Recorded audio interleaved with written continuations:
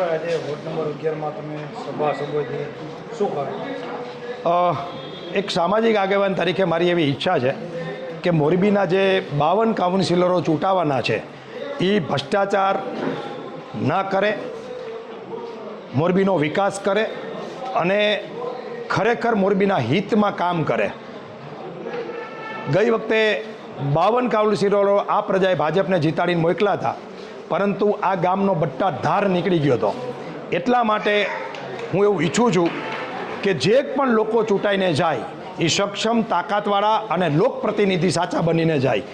હું એવું પર્સનલી ઈચ્છું છું કે મારો પાટીદાર સમાજના જે લોકો લડી રહ્યા છે એમાં જે તાકાતવાળા લોકો છે, જે ખરેખર મહાનગરપાલિકામાં જઈ અને વિસ્તારનો વિકાસ કરી શકે, પાટીદાર સોસાયટીઓનો વિકાસ કરી શકે અને સાચા અર્થમાં મોરબીનો વિકાસ કરી શકે, મોરબીના તમામ સમાજના લોકોનું કામ કરી શકે, એવા પ્રતિનિધિત્વ ચૂંટાઈને જાય. પક્ષાપક્ષીથી દરેક સમાજ ઉપર જઈને સારા લોકોને મતદાન કરે. અત્યાર સુધી ખાસ મોરબીમાં એક જ પેટર્ન ચાલી છે કે સત્તાધારી પાર્ટી એટલે કે ભાજપને જ મત દો.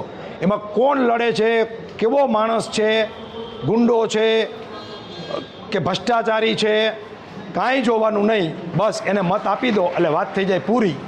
આ પ્રકારની જે માનસિકતા છે એ માનસિકતામાંથી પ્રજાને બહાર નીકળીને આ મોરબી આપણું છે.